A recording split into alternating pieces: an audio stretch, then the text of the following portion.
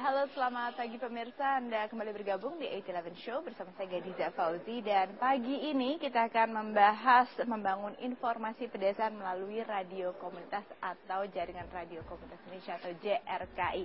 Karena memang merupakan tantangan tersendiri bagi pemerintah atau Kominfo untuk bisa menciptakan keadilan dalam kesetaraan mendapatkan informasi.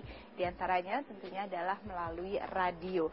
Dan ini merupakan kewajiban dari Universal Service Obligation untuk mengembangkan desa-desa tertentu menjadi desa-desa informasi. Dan sudah hadir dua narasumber saya di studio pada pagi hari ini, Bapak Gusti Anindita Laksamana Kasubdit Penataan Alokasi Spektrum Kominfo dan Bapak Sinam S. Sutarno Ketua Jaringan Radio Komunitas Indonesia. Selamat pagi Pak Gusti. Pagi Mbak. Selamat pagi juga Pak Sinam. Mungkin bisa jelaskan dulu latar belakang dari Jaringan Radio Komunitas Indonesia, karena banyak sekali yang belum mengetahui. Radio biasanya radio yang kita suka dengar saja biasanya dengan frekuensi yang banyak itu. Bagaimana dengan radio komunitas? Oke. Pertama mungkin saya harus jelaskan mengenai program Universal Service Obligation dulu Mbak. Jadi itu adalah program dari kami Kementerian Kominfo untuk memastikan ketersediaan informasi di seluruh Indonesia gitu. Artinya kan seluruh Indonesia ini ada bagian Indonesia yang masih wilayahnya masih agak tertinggal gitu. Oleh karena itu program ini hadir.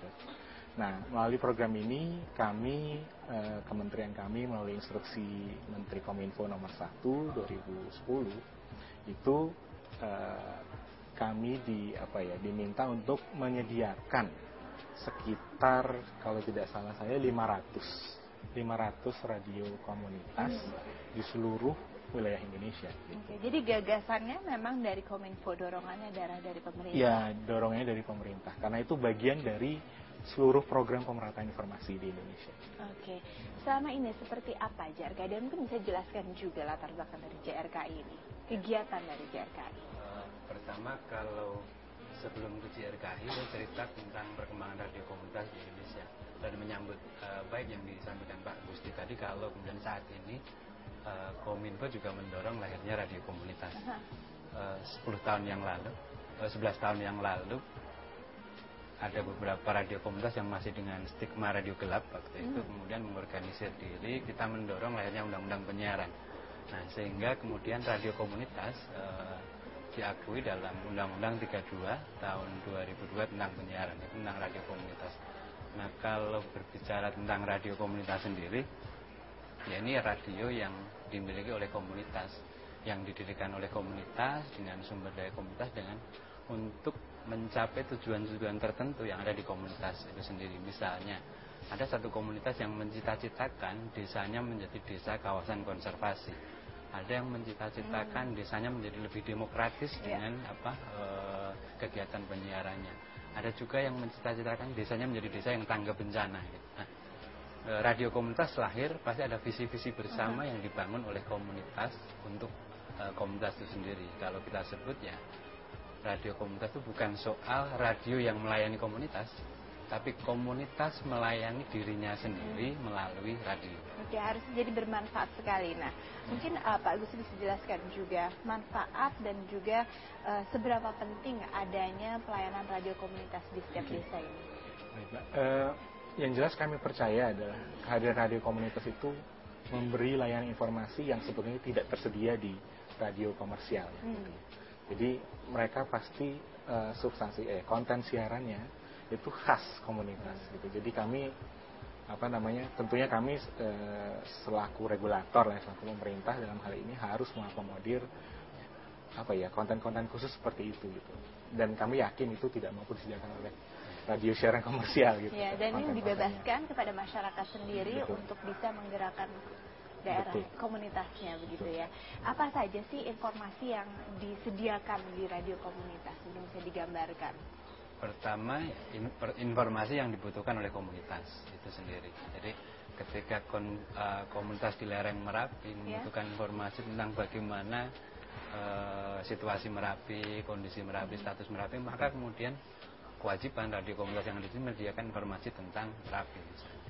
Ada satu komunitas yang membutuhkan informasi tentang penyelenggaraan pemerintahan desa, maka di situ juga disampaikan berapa uang yang sedang dikelola oleh pemerintah desa di situ, kebijakan-kebijakan apa saja, program-program apa saja dalam pemerintahan desa itu yang wajib disampaikan kepada komunitas. Nah, ada juga yang kemudian informasi tentang perubahan iklim misalnya, karena di radio ini mencita-citakan, ini radio di Gunung Kidul sana mencita-citakan bahwa desanya akan hijau dan menjadi paru-paru dunia. Yang ini berdampak langsung ke masyarakat berdampak langsung. di desa, ya. Mereka butuh informasi yang utuh tentang perubahan iklim, bagaimana menghitung karbon dan lain-lain. Oke, baik, kita sambung lagi, menarik sekali. Dan pemirsa, kami juga membuka dialog interaktif. Untuk itu Anda bisa menghubungi kami di 021 58 30 40 50 untuk menyampaikan komentar ataupun pertanyaan Anda. Kami tunggu tetap di 811 Show. Kita akan membahas membangun informasi pedesaan melalui radio komunitas, dan kami membuka dialog interaktif. Hubungi kami di 021 58 30 40 50. Baik, kembali ke Pak Gusti ya. Pak Gusti, kalau tadi dijelaskan ini sangat bermanfaat, berdampak langsung pada masyarakat dan memang sangat dibutuhkan radio komunitas ini. Dalam pendiriannya apa saja yang didukung oleh pemerintah? Baik. Jadi melalui program Universal Service Obligation tadi, kami itu di Kominfo punya sebuah lembaga, namanya BP3TI, Badan Penyedia Pengelola Pembiayaan Telekomunikasi dan Informatika Pedesaan. Nah, badan inilah yang nanti mengelola dan tanda kutip mungkin mendanai pembangunan radio-radio komunitas tersebut. Gitu. Dan tentunya unit kerja kami yang lain lagi di Kominfo itu juga mendampingi. Jadi karena di dalam radio komunitas pedesaan ini, kami istilahkan ada komunitas KIM ya namanya, komunitas informasi masyarakat untuk mengelola radio komunitas tersebut. Jadi bersama, artinya kami melakukan pendampingan penuh lah terhadap pembangunan radio komunitas. Pendampingannya sejauh apa untuk segi operasionalnya? Yang jelas pertama adalah pendanaan, kemudian ada aspek pemeliharaan. Tapi mungkin saya kurang tahu pasti paketnya sendiri, dan kemudian pembinaan khususnya dalam hal ini. Pendanaan artinya mencakup seluruh perangkat? Sepertinya begitu. Ya. Oke. Nah, pengalaman-pengalaman yang ada saat ini, sudah berapa banyak radio komunitas yang ada tersebar luas Indonesia? Kalau yang tersebar di Indonesia udah ribuan, tapi yang tergabung di JRKI ada sekitar 600. Nah, mungkin agak berbeda dengan yang di Kominfo. Kalau di JRKI memang radio ini sumber pendanaannya ya dari komunitas itu sendiri. Misalnya ada yang mereka iuran untuk beli perangkat, kemudian ada yang meminjamkan mixernya, ada yang meminjamkan komputernya. Bahkan waktu itu masih pakai CD player. Ini dari sisi pendirian begitu, karena sifatnya memang dari, oleh, dan untuk komunitas. Jadi harus dibedakan JRKI dengan radio komunitas ya? JRKI itu jaringan radio komunitas Indonesia yang menghimpun ada 600 radio itu. Nah, Kominfo punya program Desa Informasi yang salah satunya mendirikan radio komunitas. Nah, untuk untuk radio komunitas itu sendiri, apakah seluruh pendanaannya memang pengalamannya memang dibiayai oleh Kominfo artinya? Tidak. Kalau yang di JRKI tidak. Mereka didanai oleh komunitas itu sendiri. Nah, ini sebenarnya juga nanti kalau menurut pakai aturan, maka sebenarnya juga pemerintah tidak bisa langsung mendirikan radio, karena yang didorong adalah bagaimana komunitas itu. Maka mendirikan radio komunitas itu bukan hanya cukup dengan perangkat itu, tapi ada proses pengorganisasian yang lama. Jadi teman-teman biasanya ada organisasi tani, mereka butuh informasi tentang pertanian, kemudian mendirikan radio komunitas misalnya. Ada. Nah, ini ada proses pengorganisasian, persiapan sosial yang matang yang dilakukan oleh komunitas, sehingga itu tercermin dalam kelembagaannya. Di kelembagaannya itu ada Dewan Penyiaran Komunitas, ini yang merepresentasikan komunitas, kemudian ada Badan Penyelenggara Penyiaran Komunitas, ini yang menjalankan roda sehari-hari di radio. Baik. Sebelum kita sambung, ini ada penelpon yang ingin bergabung saat ini. Selamat pagi, Pak Rizky di Lampung. Pagi. Ya, silakan Bapak. Iya, saya mau tanya dua laksamana. Iya, Pak. Yang pertama adalah tadi kan dibilang sama Pak Laksamana dia akan membiayai pendirian radio komunitas. Nah, ini apakah dia mau bekerja sama dengan radio komunitas yang sudah ada atau membuat yang baru? Terus yang kedua buat Pak Laksamana itu adalah kanal frekuensinya kan terbatas nih Pak, sudah cuma ada 3 yang disediakan pemerintah. Nah kalau ditambah dengan radio komunitas yang baru didirikan sama Kominfo, pasti kekurangan dong. Nah, apakah Pak Laksamana setuju dengan penambahan frekuensi? Terus yang terakhir untuk Masinam. Ya. Yang Masinam ini komitmennya JRKI terhadap radio komunitas yang didirikan oleh Kominfo seperti apa, dan terhadap radio komunitas yang sudah didirikan masyarakat dan banyak ini seperti apa? Baik, lengkap ya. Terima kasih Pak Rifki dari Lampung. Ya, Oke, silakan dijawab terlebih dahulu. Terima kasih Pak Rifki. Jadi memang kami ya dalam program Yuso tadi, kami itu mencari dalam tanda kutip target. Target itu ada target yang kami tadi sebut KIM namanya, kelompok informasi masyarakat. Harapan kami adalah KIM inilah sebetulnya nanti akan mengelola radio yang kami bantu tadi gitu ya, melalui program Yuso. Nah tentunya kami buka kerjasama sangat terbuka lah kepada. Jadi kalau tidak mendirikan baru, menggunakan radio komunitas yang lama saja juga bisa betul, ya. Karena targetnya kami adalah kelompok informasi masyarakat yang ada di masing-masing desa tersebut gitu. Oke, kemudian tadi juga ada satu pertanyaan lagi mengenai frekuensinya ya, kanalnya ditambah. Betul. Jadi untuk diketahui saja bahwa kan untuk frekuensi radio siaran khususnya itu kita punya namanya master plan gitu ya, yang dibentuk pertama kali itu tahun 2003. Jadi master plan itu sudah mengatur sedemikian rupa untuk seluruh wilayah Indonesia. Setiap wilayah layanan itu sudah diberi kanal beberapa masing-masing dan dihitung sedemikian rupa. Sejauh ini gitu. 3 ya? Dan sejauh ini memang 3. Pada waktu itu, pada tahun 2003 memang sepertinya kok 3 kebutuhannya pada tahun 2003. Nah memang lambat laun menuju ke sini, artinya memang kami dari Kominfo senantiasa untuk mengkaji ulang selalu gitu, mengkaji ulang untuk mencari ya peluang yang lain untuk bisa menambah tentunya gitu. Oke, ada harapan artinya untuk para pendiri radio komunitas untuk bisa memperluas jaringannya. Betul.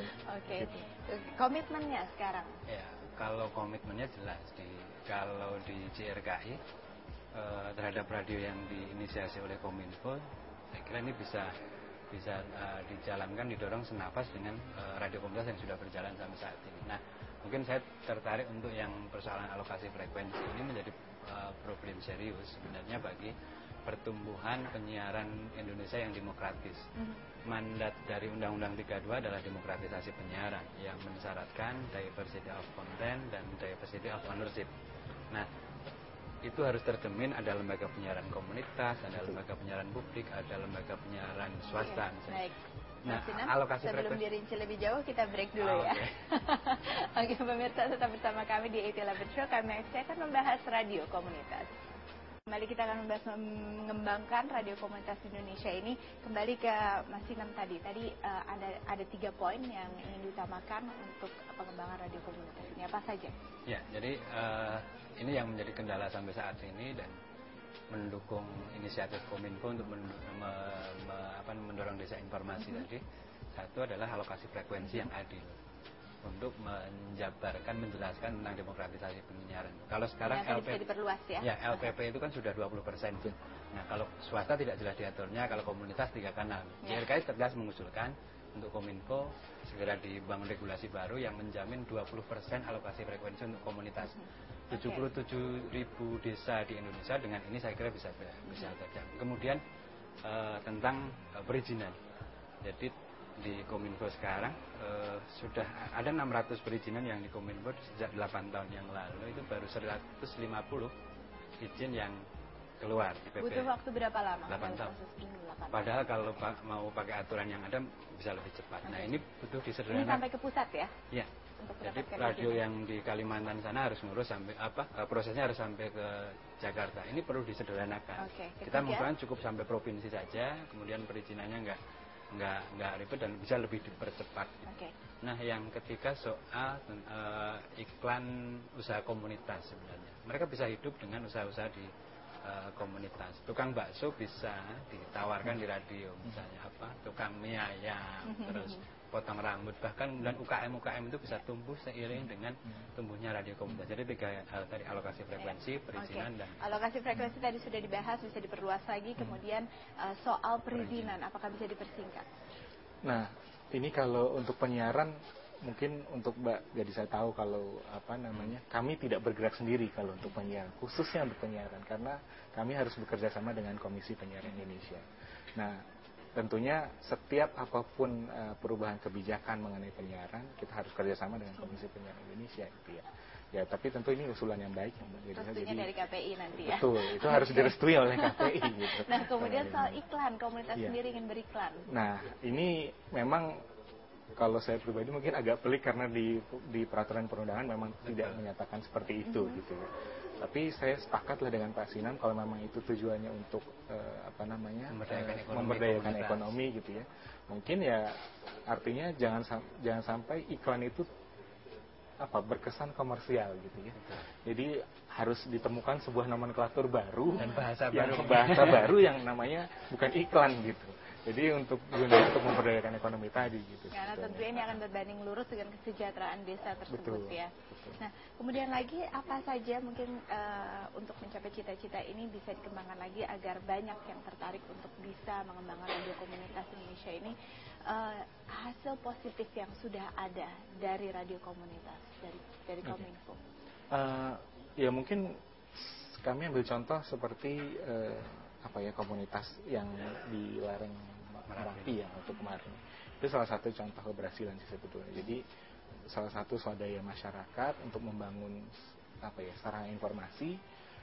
Artinya mereka kebetulan radio komunitas ini memantau secara langsung kondisi Merapi pada saat menggeliat, pada saat beraktivitas waktu itu Gunung Merapi. Dampak positifnya langsung dirasakan ya. Nah, tapi ada juga kendala-kendala, katakanlah masalah jaringan listrik, apakah ini juga berpengaruh ketika kita masuk ke daerah perbatasan atau pelosok-pelosok? Betul sekali, persis misalnya saya dulu di Teluk Bintuni, Papua Barat. Jadi di sana ini persoalan energi juga harus nyambung ya, karena untuk bersiaran mereka sangat tergantung dengan diesel, dan untuk diesel dia butuh minyak. Minyak itu tahun 2007 per liter 10.000 di sana. Nah, kalau dia harus siaran 5 jam sehari, artinya dia harus mengeluarkan 50.000 per hari. Kalau 1 bulan kan 1,5 juta. Ini juga persoalan serius. Berat, ya? Yang kemudian juga harus dijawab oleh pemerintah.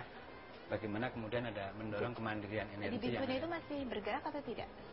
Sekarang kondisinya off. Karena kemudian juga memang menanggung biaya itu ya. Catatannya untuk Kominfo apa yang bisa dilakukan? Ya, memang itu kendala utama ya, Mbak Edisa. Jadi kendala utama kami ketika kami melakukan pemberian radio komunitas ke wilayah-wilayah yang khususnya remote, khususnya jauh gitu. Itu kendala utama adalah listrik sebetulnya. Nah, memang kami sedemikian rupa mencarikan cara ya, salah satunya memang tadi diesel tadi gitu ya. Nah, ini yang kita lagi atur sedemikian rupa supaya mungkin ya bisa keberlangsungannya itu bisa terus menerus gitu Karena cita-citanya bisa mencakup seluruh desa ini pada tahun berapa? Apakah sesuai dengan Millennium Development Goals atau bagaimana? Jadi kalau menurut instruksi Menteri kami nomor 1 2010 itu pada tahun 2014 kami harus mencapai sekitar 500 desa informasi gitu. Dan sejauh ini ada berapa desa di Indonesia? Sejauh ini menurut laporan yang kami sudah terima itu 200 kalau tidak salah per 2013 yang sedang berjalan sekarang. Artinya lebih luas lagi, dan ini memerlukan koordinasi yang sangat komprehensif dari berbagai pihak ya. Betul. Ada keinginan-keinginan lagi yang ingin diperoleh dari komunitas radio ini? Pertama, saya ingin katakan bahwa dengan radio komunitas itu ya Indonesia makin Indonesia. Karena kita itu kan beragam bahasa ya, keberagaman itu bisa diwadahi dengan media-media yang memang dikelola langsung oleh komunitas itu sendiri. Nah, saya kira ke depannya saya berharap nanti Kominfo mulai mereview kembali regulasi-regulasi yang ada itu, sehingga termasuk alokasi frekuensi dan perizinan dan macam-macam tadi, untuk memastikan bahwa regulasi itu membuat ruang radio komunitas untuk tumbuh dan berkembang itu menjadi nyaman. Jadi mereka bisa tumbuh dengan mendorong inisiatif-inisiatif lokal, dan tentu saja ini untuk masyarakat yang cerdas, karena kalau di radio komunitas ya dengan mengelola informasi, maka kemudian kita akan mendapat pengetahuan baru, dan pengetahuan baru itu akan menunjukkan kesadaran baru, dan ya masyarakat informasi yang dicita-citakan seperti di Kominfo, mereka cerdas, terorganisir. Unsur lokal tradisi tetap ada, tetap eksis, tetap Indonesia terjaga ya. Dan kemudian juga ada solusi yang cepat dan tepat dari Kominfo untuk bergerak koordinasi secara komprehensif tadi ya. Terima kasih Pak Gusti, terima kasih juga Pak Sinam atas perbincangan pagi ini. Dan kami tutup perbincangan ini sampai di sini. Anda bisa kembali menyaksikan 8-11 Show selengkapnya. Saya Gadiza Fauzi undur diri. Terima kasih. Sampai jumpa.